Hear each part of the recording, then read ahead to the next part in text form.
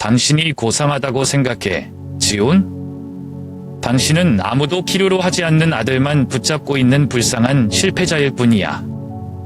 그럼 너는? 애인조차도 차버릴 만큼 비열하고 천박한 배신자. 너는 엄마라는 이름은커녕 아내라는 이름에도 어울리지 않아. 나의 삶은 행복한 가정 그림처럼 평화로웠다. 저 박지훈, 34는 완벽한 아내 지영과 귀여운 아들 우영, 7을 두고 있습니다. 인천의 작은 아파트에 사는 우리는 소박한 기쁨을 나누며 좋은 미래를 꿈꾼다. 하지만 모든 것이 항상 예상대로 되는 것은 아닙니다. 예상치 못한 사고, 우울한 스트레스, 잔인한 배신에 이르기까지 불과 몇 년 만에 우리 가족은 생각지도 못한 심연 속으로 빠져들었다. 결국 저는 과거의 파편을 보존하거나 아들과 함께 다음 단계로 가는 고통스러운 선택에 직렬하게 되었습니다. 고통과 용서의 이야기일 뿐 아니라 파탄 속에서 사랑과 가족의 가치를 되찾는 여정이다. 저는 박지훈입니다. 그리고 솔직히 저는 때때로 제 인생의 모든 것이 어떻게 완벽하게 연결되어 있는 것처럼 보이는지에 대해 멍하니 앉아 있습니다. 2013년 봄, 서울의 대학 캠퍼스 근처에 있는 작은 카페에서 지연을 처음 만났던 것을 기억한다. 그녀는 크림색 스웨터를 입고 있었고, 비록 이슬비가 내리고 있었지만 얼굴은 환했다. 평범한 날이었지만 내 인생 이야기의 시작이었다. 당시 저는 직장인일 뿐 월급은 많지 않았지만 항상 작은 것에서 즐거움을 찾았습니다. 한강공원 산책이나 직장에서 직접 만든 도시락을 나누는 것과 같은 것들 말입니다. 현재 우리는 매일 아침 정박하는 배들을 볼 수 있는 인천 중심부의 9층 아파트에 산다. 여기서 우리 아들 우영이의 학교 구역에서 멀지 않아서 매일 아침 온 가족이 함께 아침을 먹고 출근하기 전에 아이를 학교에 데려다 주곤 했어요. 우영은 빛나는 눈매와 주변 세상에 호기심을 보이는 표정에서 지연을 닮았다. 저는 집에 올 때마다 재미있는 이야기를 하는 것을 좋아합니다. 오늘 제가 교실에 유채나 새싹을 심는 것을 도와줬거나 새로 전학 온 어린 친구가 사람들과 친해지도록 도와줬던 것과 같은 것입니다. 주말 동안 우리 가족은 부평시장에 들러 요리 재료를 구입하는데 지연은 항상 야채 한 다발, 고기 한 점을 능숙하게 고른다.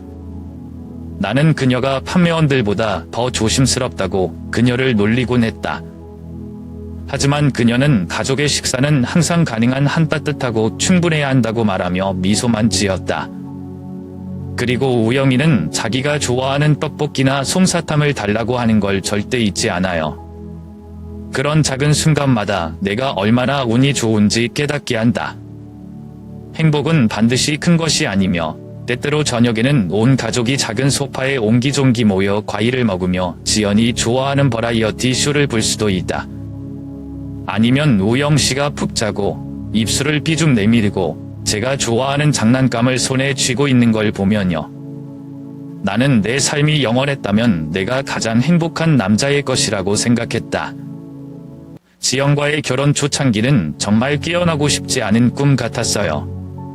우리는 인천의 작은 공원 벤치에 나란히 앉아 더 큰 집을 사기 위해 저축하는 것에서부터 우영과 함께 벚꽃을 보러 일본 여행을 가는 것까지 여러 가지 계획을 세웠습니다. 하지만 6년째 접어들면서 우리 사이에 보이지 않는 커튼이 떨어지기 시작하는 것이다. 사고는 3월 어느 일요일 아침 강가에서 옛 친구 몇 명과 자전거를 타던 중 발생했다. 그 당시 날씨는 여전히 쌀쌀했고 길바닥에 이슬이 맺혔다.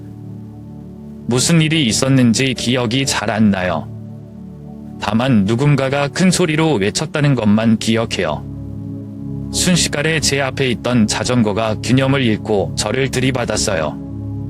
의식을 되찾았을 때 머리가 어지러웠고 이마에 짜릿한 통증이 느껴졌고 공기 중에선 소독약 냄새가 진동했다. 머리띠를 두르고 병상에 누워있는 저를 보고 지연이가 울었어요. 나는 시비바늘을 꿰맸지만 그것은 그녀의 극도의 걱정스런 눈빛만큼 무섭지는 않았다. 그날부터 지연은 변했다. 처음에는 그녀가 나를 아끼고 사랑하는 방식이라고 생각했지만 나중에는 점점 일이 답답해졌다. 그녀는 내가 중요한 회의에 있다는 것을 알면서도 하루 종일 계속 전화를 걸어 나를 확인했다. 제가 10분이라도 늦으면 지연이가 너무 걱정해서 겁이 나요. 그녀는 또한 내가 멀리서 일하거나 덜 위험한 직업을 찾아야 한다는 것에 대해 이야기하기 시작했다. 더 이상 당신에게 무슨 일이 일어나길 원하지 않아요. 라고 그녀는 떨리는 목소리로 말했다. 하지만 저는 동의할 수 없습니다. 저는 제 직업을 좋아하고 24시간 감시자로 살고 싶지도 않습니다. 스트레스가 일상생활 속으로 파고든다. 어느 날 저녁 식사 때 지연은 내가 그녀의 고민을 들어주지 않는 것이 이기적이라고 말했다. 우영 씨 옆에서 저희 보고 있었어요. 저는 평화를 지키기 위해 타협하는 것과 자유를 지키기 위해 타협하는 것 사이에서 어떻게 해야 할지 모르겠습니다. 그러다 사고뿐만 아니라 우영이를 제 시간에 데리러 오는 것을 잊어버리는 것, 방에 옷을 어질러 놓는 방법 등 사소한 다툼이 더 많아지기 시작했다. 그러나 상황을 절정으로 몰고 간 것은 지연에게 동료 생일 파티가 있다는 사실을 무심코 알리는 것을 잊어버린 여름밤이었다. 그녀는 휴식품에 전화를 걸었지만 나는 대화하느라 전화를 받지 않았다. 집에 도착한 지연은 눈시울을 붉히며 기다리고 있었다. 내가 얼마나 나쁜 상상을 했는지 알아. 라고 그녀가 말하더니 펑펑 울었습니다. 저는 거기 서서 그녀를 어떻게 달래야 할지 몰랐지만 제가 계속 감시받아야 할 아이로 여겨진다는 것을 용납할 수 없었습니다. 아마도 그때가 내가 깨달은 순간이었을 것이다.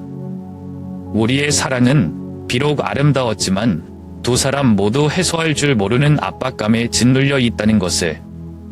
이 사건은 10월 어느 가을 아침에 일어났는데 제가 출근 시간에 늦어서 바닥이 젖는 것을 눈치채지 못하고 계단을 뛰어내려갔을 때 일어났습니다. 나는 발을 헛디뎌 세 번째 계단에서 차가운 벽돌 바닥까지 굴러 떨어졌다. 다행히 다리와 팔에만 멍이 들었는데 그 넘어지면서 지연은 당황했다. 그녀는 내가 괜찮다고 계속 안심시켜주는데도 서둘러 나를 병원으로 데려갔다. 그날 밤 내내 지연이가 제 침대 옆에 앉아서 조용히 눈물을 흘렸어요. 만약 당신이 계속 이러면 나는 어떻게 해야 합니까? 라고 그녀가 말했다. 저는 조용해요. 그 당시 나는 그녀를 걱정하게 한 것에 대해 죄책감을 느꼈는지 아니면 그 걱정에 점점 답답해하는 나 자신 때문인지 몰랐다. 서울의 한 병원에서 재검을 받던 중 중학교 때부터 절친한 친구 정우와 우연히 마주쳤다. 정우는 유머러스하고 재능 있고 항상 다른 사람들을 편안하게 해줄 줄 아는 사람이다. 내 사고 이야기를 들은 후 그는 웃음을 터뜨리며 내가 여전히 학교 다닐 때처럼 완벽하다고 말했다. 하지만 그 농담 외에도 정우는 내가 건강을 체크하고 회복하는 방법을 가르쳐 주는데 헌신적이었다. 그는 또한 그의 집이 내가 운전하는 곳에서 불과 20분 이상 떨어져 있기 때문에 상태를 모니터링하기 위해 집에 자주 방문하도록 제안했다. 처음에는 정우의 존재감이 시원한 바람처럼 나와 지연의 긴장된 분위기를 타고 지나갔다. 그는 보통 주말에 지연이 좋아하는 과일이나 간식을 가지고 온다. 그녀는 그가 들를 때마다 점점 더 즐거워졌다. 둘은 업무 이야기부터 지연이에게 들은 적이 없는 학교 추억까지 많은 이야기를 나눴다. 한 번은 정우가 저보다 지연이가 더 필요한 심리학자라고 농담까지 했어요. 그러나 시간이 지나면서 나는 무언가 잘못되었다는 것을 깨닫기 시작했다. 지연은 정우가 있을 때마다 더 웃는 것 같다. 그녀의 눈빛에는 최근 몇 년 동안 본 적이 없는 편안함이 있다.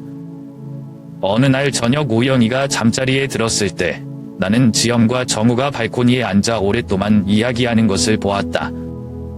멀리서 그녀가 낄낄거리는 소리를 들었고 질투 때문이 아니라 이상한 불안감이 마음속에 파고들었다. 월말에 비가 오는 날에 일이 더 어색해지기 시작했다. 지연은 내가 집에 있다는 것을 잊고 있다가 우연히 정우와의 문자 메시지를 휴대폰에 흘렸다. 일부러 읽은 건 아니지만 화면이 밝아지면서 항상 들어줘서 고마워. 나는 문구가 나를 멈추게 했다. 친구들 사이에서 이상한 일은 아닌데 왜 나한테 숨기는 거야? 그리고 왜 더 이상 예전처럼 나에게 털어놓지 않는 거야? 그때 지연이한테 뭐라고 할 수가 없었어요. 제가 느끼는 바를 말하면 복자분께 상처를 주거나 저희 관계가 믿고 싶지 않은 방향으로 흘러가고 있다는 것을 스스로 확인하게 될까봐 두렵습니다. 하지만 그 이후로 제 안의 답답함은 더욱 커졌습니다. 스트레스를 받고 난 뒤에 나의 과민감일 뿐이라고 스스로를 설득하려 하지만 지연과 저무 사이의 모든 것이 나로 하여금 걷잡을 수 없이 변하고 있는 것다. 지난 겨울 폭설이 내려 아파트 단지로 이어지는 길을 하얗게 덮었다. 지연이가 대절에 가서 어머니를 돌봐야 한다고 발표했던 날을 아직도 생생히 기억합니다. 늦은 저녁, 온 가족이 식사를 마친 우영은 거실에서 애니메이션을 열중하고 있었다. 그녀는 부드럽게 그릇을 내려놓고 한숨을 쉬며 말했다. 엄마가 많이 약해졌으니 내가 가서 할머니를 돌봐야겠다. 여기까지 듣고 나는 즉시 함께 가자고 제안했다. 나는 우리 가족 전체가 가야 한다고 생각한다. 어쨌든 엄마는 우영이를 너무 아끼고 내가 널 도울 수 있어. 하지만 지연의 반응은 나를 놀라게 했다. 그녀는 주저하지 않고 거절했고 날카로운 목소리로 집에 있어. 우영이는 내가 필요해. 그리고 난 엄마가 귀찮아하지 않았으면 했라고 말했다. 나는 조용했다. 늘 상냥하고 자상하고 가족을 생각하는 내가 아는 지연이가 아니다. 그녀의 말은 내 자존심을 칼로 베는 격이었다. 하지만 우영 씨 앞에서 다투고 싶지 않다며 참았다. 무슨 얘기 안 한 거 있어요? 라고 물었어요. 지연은 제 눈을 피하며 아무것도 아니에요. 걱정하지 마세요. 그런 다음 그녀는 짐을 챙기고 작은 가방 하나만 들고 다음날 아침에 떠났다. 나는 창문 너머로 서서 그녀의 모습이 눈보라 속으로 사라지는 것을 보았다. 내 마음은 공허하면서도 혼란스럽다.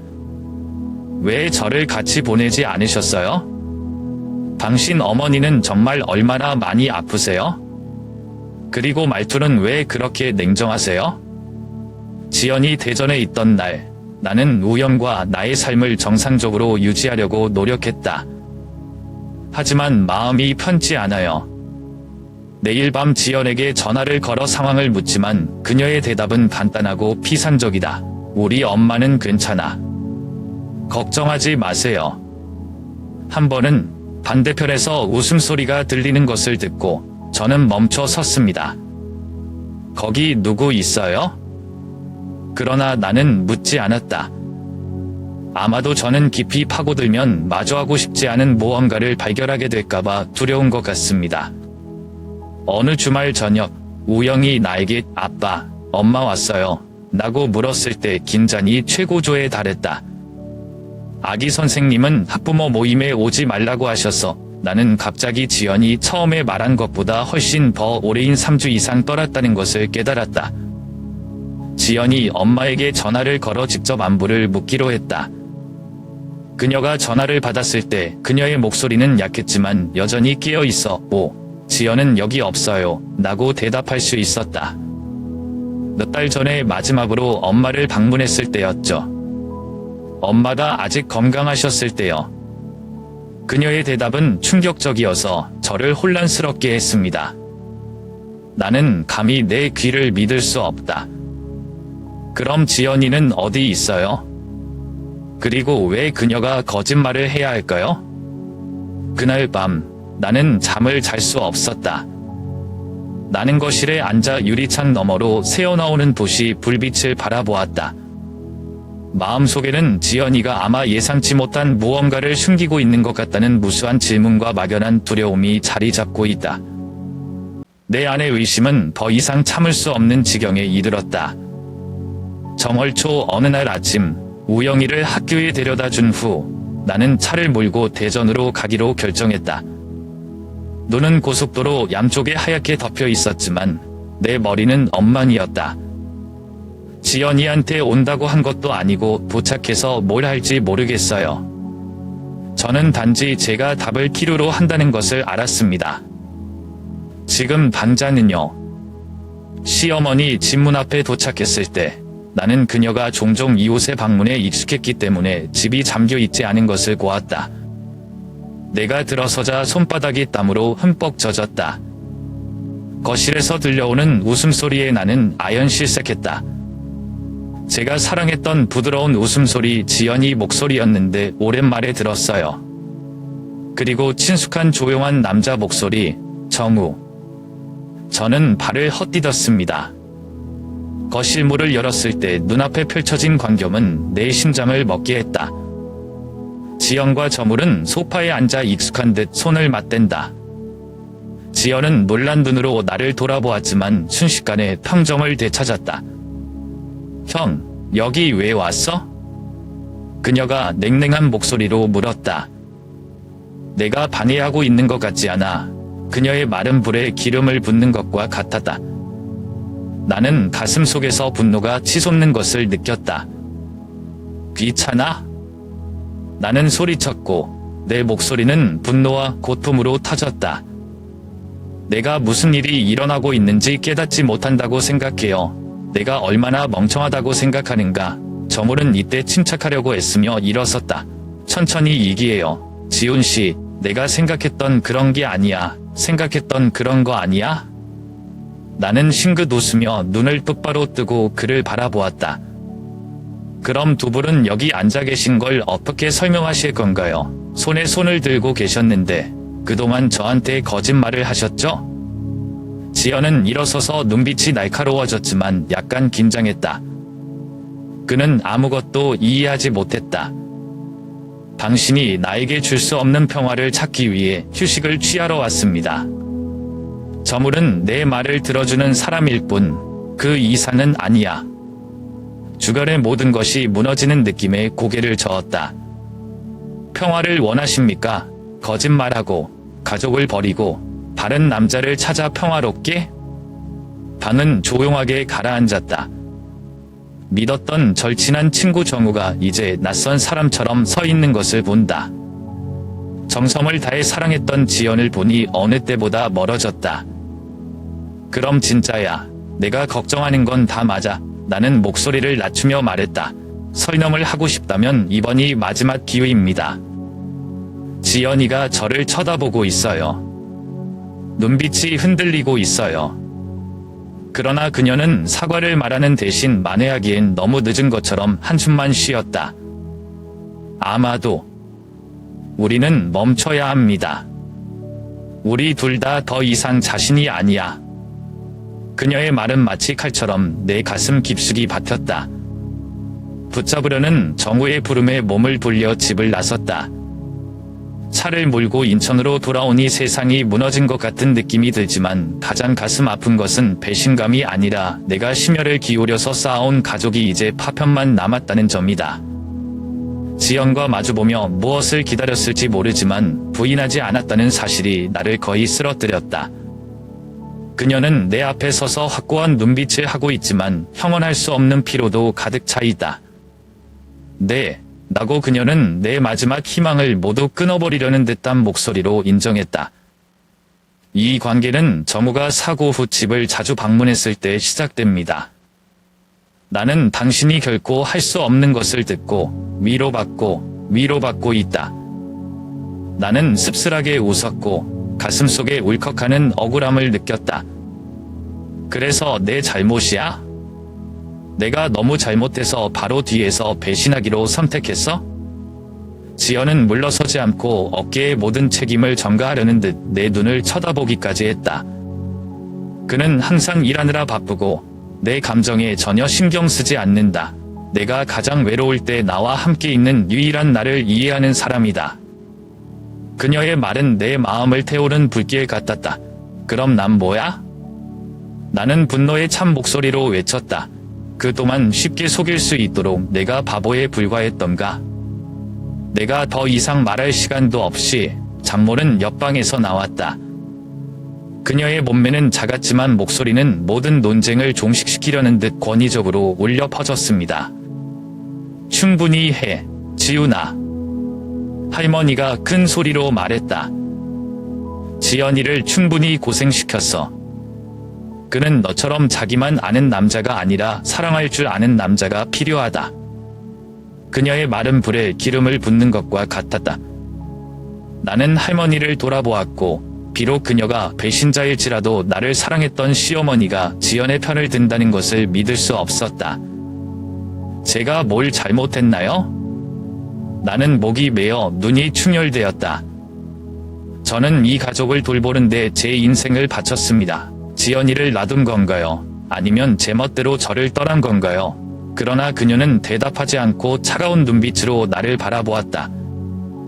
내 안에서 분노가 폭발했다. 주체할 수 없어 나는 앞에 놓인 식탁을 뒤집었다. 그릇 깨지는 소리가 지연의 비명소리와 함께 울려 퍼졌다. 방은 극도로 긴장된 분위기 속에서 얼어붙은 듯했다. 정우가 올라와서 제 어깨에 손을 얹었는데 제가 힘껏 밀어냈어요. 나를 만지지 마. 라고 나는 거의 으르렁거리며 목소리를 높였다. 당신은 권리가 없습니다. 당신이 내 가족을 파괴했는데 어떻게 감히요? 나는 놀란 눈빛과 지연의 흐느낌을 뒤로 하고 몸을 돌려 집을 나섰다. 눈은 여전히 내렸지만 내 마음속은 진정한 폭풍을 하는 느낌이었다. 나는 무엇을 해야 할지, 어디로 갈지 모르지만 한 가지 확실한 것은 내가 사랑했던 가족이 이제 완전히 산산조각이 났다는 것이다. 이날 대전에 집을 나서면서 돌이킬 수 없는 결정인 이혼으로 마음이 무거웠다. 인천으로 돌아와 밤새도록 잠도 안 자고 낯익은 소파에 앉아 텅 빈 듯 아파트를 둘러봤다. 처음 이사왔을 때 지은이의 웃음소리에서부터 온 가족이 모여 저녁을 먹었던 순간까지 오래된 영화처럼 추억이 새록새록 떠오른다. 하지만 이제 모든 것은 과거일 뿐이다. 다음날 아침 지열에게 전화를 걸어 짧게 우리 이혼하자. 나는 더 이상 당신과 함께 살 수 없습니다. 그녀는 몇 초 동안 침묵했지만 전혀 놀라지 않았다. 이혼도 좋아요. 라고 그녀가 얼음처럼 차가운 목소리로 대답했다. 적어도 내 감정에 충실할 수 있어. 사과도 후회도 없이 그저 냉담한 인정으로 우리가 가진 모든 것이 결코 중요하지 않은 것처럼 느껴졌습니다. 우리는 3개월도 안 되어 이혼 수속을 마쳤다. 내가 너그러워서가 아니라 우연히가 고통이 너무 많은 곳에서 자라지 않았으면 해서 그녀에게 아파트를 물려주었다. 그 대가로 나는 아들을 키울 권리를 얻었습니다. 나를 지탱할 수 있는 유일한 것입니다.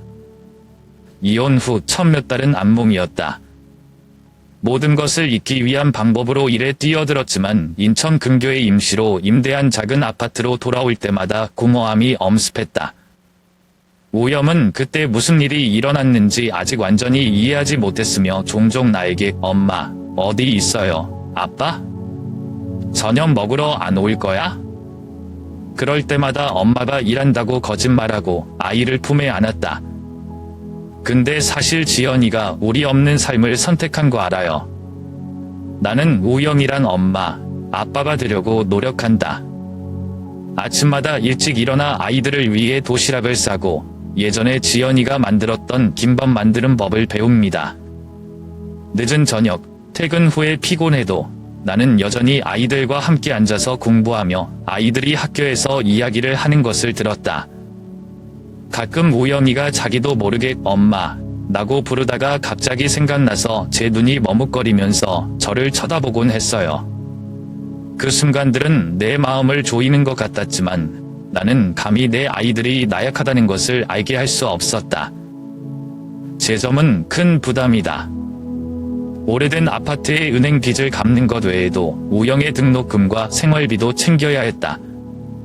나는 끊임없이 초과 근무를 하고 이전에는 생각하지 못했던 초과 근무도 받는다. 어느 날 집에 와서 몸이 녹초가 되었지만 우영이가 푹 자고 작은 손이 좋아하는 장난감을 껴안는 것을 보고 더 열심히 해야겠다고 다짐했다. 그래도 외로움은 내가 피할 수 없는 것이다. 어느 날 밤 우영이가 잠든 후 나는 홀로 창가에 앉아 도시의 먼 불빛을 바라보았다. 저는 스스로에게 물었습니다. 내가 어디에서 틀렸을까? 가족을 구하기 위해 제가 할 수 있는 일이 있을까요? 하지만 답은 언제나 무한정 빈 공간입니다. 알아요. 지연이 걸어갈 때부터 이 결혼은 돌아갈 길이 없어요. 시간이 지나면서 점점 더 현실을 받아들이는 법을 배웠습니다. 더 이상 지연이나 정우를 탓할 게 아니라 용서해서가 아니라 원한을 품는 게 나 자신만 상처받는다는 걸 깨달았기 때문이다. 아이와 함께 순간순간 작은 즐거움을 찾는 우영에게 집중한다. 한 번은 우영이가 아버지와 아들을 그린 그림을 들고 학교에서 뛰어나왔을 때 나는 울음을 터뜨렸다. 그림에서 저와 아이는 손을 잡았고 뒤에는 낙서가 적힌 작은 집이 있습니다. 사랑해요, 아빠. 그 순간 모든 걸 잃어도 우영 씨만 있어도 앞으로 나아갈 이유가 충분히 있다는 걸 알았습니다. 2년이 지나자 우영과 나의 삶은 마침내 안정되어 갔다. 쉽지 않은 시간이었지만 우리는 잘 헤쳐나갔다. 이제 9살이 된 우영은 나이가 들수록 크고 둥근 눈과 착한 미소로 어머니를 닮았다. 아이는 제가 계속 노력할 수 있는 가장 큰 원동력이었습니다. 그리고 나는 많은 밤을 열심히 일한 후 마침내 과장으로 승진했다. 인생은 완벽하지는 않지만 만족감을 느끼기에 충분합니다. 우영 씨와 저는 서울 근교에 위치한 작은 아파트로 이사했습니다. 멀지 않은 곳에 주말이면 아버지와 아들이 자주 산책하는 작은 공원이 있다. 일이 바쁘더라도 항상 아이들과 시간을 보내고 아이들을 학교에 보내고 학부모 모임에 참석하고 때로는 아이들이 열심히 준비한 음악 공연 중 유일한 관객이 된다. 가을 오후까지 모든 것이 궤도로 되돌아간 것 같다. 단풍잎이 마당 가득히 떨어져서 나는 맛피곤한 하루의 일을 끝냈다. 우영은 거실에서 수업을 위해 가족에 관한 에세이를 쓰는 연습을 하고 있었다. 부엌에 서서 저녁 식사를 준비하는데 초인종이 울렸다. 문을 열자 앞에 지연이가 있었다. 그녀는 베이지색 롱코트를 입고 서 있었는데 얼굴은 내가 마지막으로 봤을 때보다 약간 말랐다. 약간 담담한 그녀의 눈빛은 2년 전처럼 차가워 보이지 않았다. 지연이 나는 놀라움과 긴장을 감추지 못하고 물었다.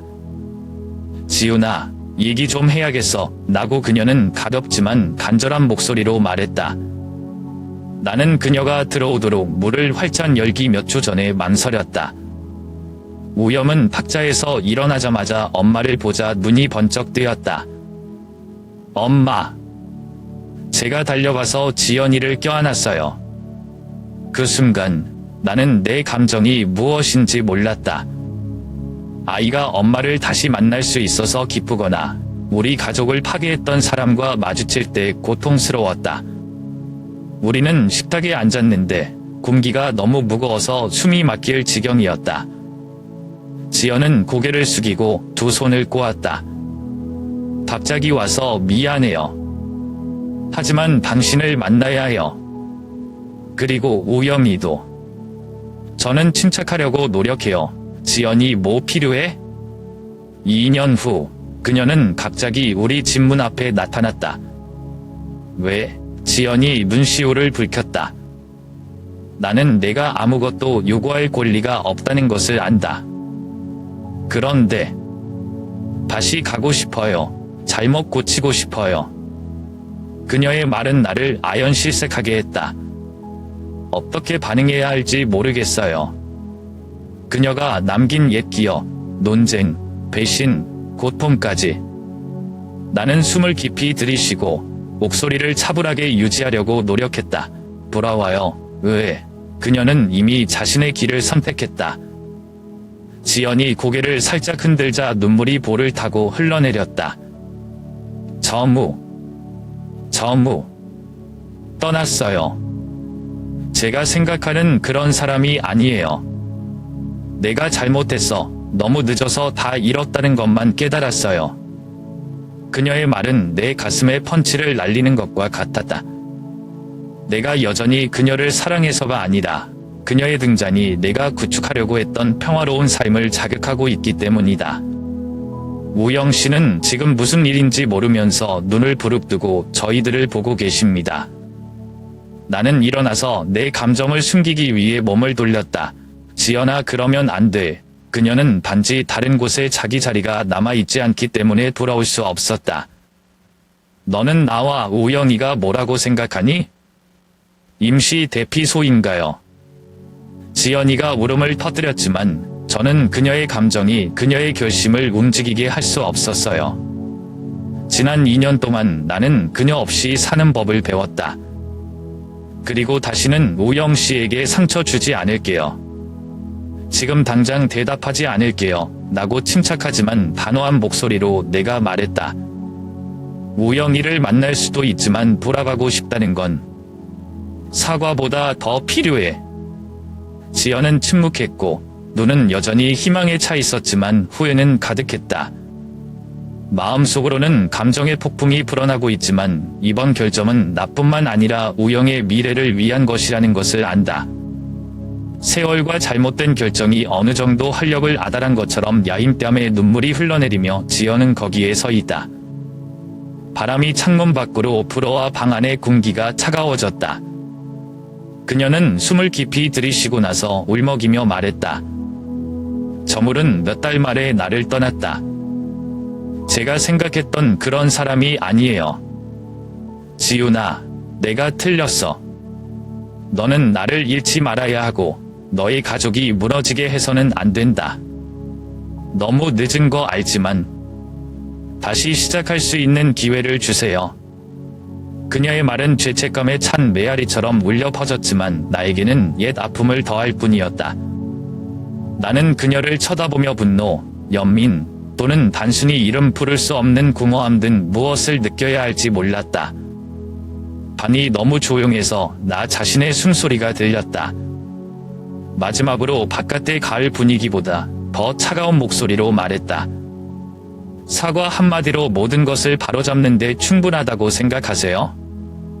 지연 씨는 가족을 망쳐버렸어요. 그녀는 저와 우영이를 아무도 겪지 않은 일을 겪게 했습니다. 제가 잊을 수 있을 것 같아요? 지연은 대답하지 않고 후회하는 눈으로 붉게 물든 채 서 있었다. 나는 계속 목소리를 낮추었지만 여전히 차갔다. 저는 당신의 이기심 때문에 모든 것을 잃었습니다. 나는 우영이를 키우고 그녀가 남겨둔 자네로부터 삶을 재건하기 위해 열심히 일해야 했다. 이제 당신이 버림받았기 때문에 당신은 돌아가고 싶나요? 지연 씨는 저를 뭐라고 생각하세요? 예비 선택인가요? 우영은 이때 거실에서 들어와서는 눈이 휘둥그레져 우리 둘을 바라보았다. 아빠, 엄마. 둘이 싸우고 있어요. 목소리가 작지만 걱정으로 가득 차서 말했다. 나는 돌아서서 감정을 억누르려고 애썼고 아들 앞에 무릎을 꿇었다. 아니야, 우영아. 내가 아이의 부드러운 머리를 쓰다듬으며 말했다. 엄마는 나를 보러 왔을 뿐이다. 다 괜찮아요. 하지만 제 마음속에는 상황이 전혀 좋지 않았습니다. 지연이 수기자 우영을 바라보는 눈빛이 누그러진다. 우영아, 많이 보고 싶어. 그동안 같이 있어주지 못해서 미안해. 아들은 아무 말도 하지 않은 채 그녀를 쳐다보았고 반지 다가가 어머니를 껴안았다. 그 순간이 내 마음을 아프게 했다. 비록 지연이 나에게 상처를 주었지만 우영은 여전히 그녀의 아들이고 어머니에 대한 애정은 변할 수 없다. 우영이 엄마에게 줄 그림을 가지러 방으로 돌아왔을 때 지연은 나약하지만 진심 어린 목소리로 나를 바라보았다. 나는 당신의 용서를 받을 자격이 없다는 것을 알고 있습니다. 내가 한 짓을 잊으라고 하는 건 아니지만 우영 씨한테 조금이라도 보상해 드리고 싶어요. 무엇이든 하게 해주세요. 나는 조용했다. 그녀가 정말 후회할지도 모르지만 내 마음속에는 상처가 아직 아물지 않았다. 감정이 이성을 압도하게 놔둘 수도 없고 우영이도 다시 상처받게 할 수도 없다. 지연이라고 제가 말했죠. 더 이상 환한 눈빛은 아니었지만 반호했습니다. 정말 만회하고 싶다면 좋은 엄마가 될 수 있다는 것을 증명하는 것부터 시작하세요. 하지만 내가 과거를 잊기를 바라지 마세요. 우리는 다시는 예전 같지 않을 거야. 지연은 더 이상 아무 말도 하지 않고 고개를 숙였다. 그녀는 자신이 너무 멀리 있어서 돌아올 수 없다는 것을 알았다. 나는 일어서서 단풍들이 떨어지고 있는 창밖을 바라보았다. 내 마음속에는 아직 폭풍이 가라앉지 않았지만 적어도 나는 이 가족이 한 번 더 무너지는 것을 허용하지 않을 것이라는 것을 알고 있다. 제가 문을 닫고 지연이를 추위에 떨게 했어요. 문틈으로 바람이 윙윙거리는 소리는 집 아래 공간을 더욱 고요하게 만들었다. 나는 물에 등을 기대고 눈을 감고 가슴 속에서 뛰는 모든 무거운 심장 박동을 느꼈다. 제 머릿속에는 대답 없는 질문들이 있습니다. 거실에서 놀고 있는 우염은 자신이 좋아하는 퍼즐을 맞추며 낄낄거렸다. 아이를 보고 마음속으로 찢어지는 것을 느꼈다. 지연은 우영이가 항상 엄마라고 부르는 이 가족에서 없어서는 안 될 부분이었다. 아들을 위해 그녀를 용서해야 할까? 아니면 우영과 내가 힘든 시절을 보낸 후 찾은 길을 계속해야 할까? 옛 추억이 새록새록 떠오른다. 우영 씨가 처음 저한테 아빠, 저 아직도 사랑하세요? 라고 물어봤을 때가 기억나요. 그때는 뭐라고 대답해야 할지 몰랐어요. 나는 내 아이를 가슴에 꼭 껴안고 눈물을 숨기려고 노력할 뿐이다. 어머니와 딸이 다른 길을 택했다고 제가 어떻게 말할 수 있을까요? 어머니와 딸이 더 이상 우리 둘 다 알던 사람이 아니라고 어떻게 말할 수 있을까요? 이제 지연이가 돌아왔을 때 우영이가 희망을 갖고 있을 거라는 걸 알고 있었어요. 나에게 어머니는 항상 대체할 수 없는 사람이다. 하지만 제게 지연은 제 아들의 엄마일 뿐만 아니라 제가 지키려고 했던 모든 것을 파괴한 사람입니다. 나는 거실로 들어가 우영 옆에 앉았다. 뭐 하는 거야? 나는 마음의 혼란을 숨기려고 애쓰며 물었다. 우영은 조각 하나를 들고 눈을 빛냈다.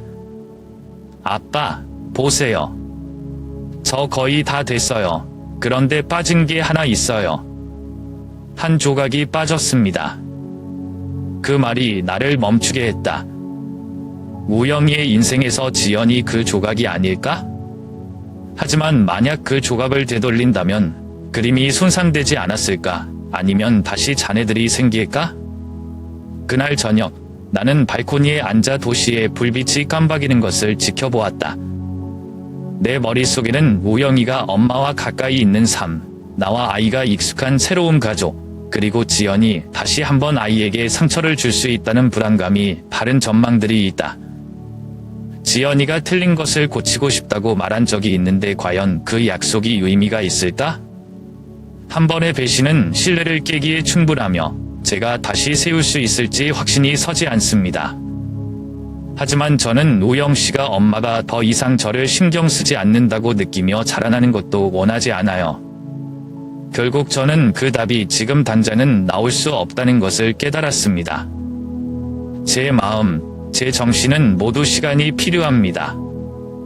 하지만 한 가지 확실한 것은 어떤 결정도 우영에게 상처를 주지 않도록 하겠습니다. 지연이 정말 만회하고 싶다면 눈물이나 말뿐 아니라 행동으로 증명해야 할 것이다.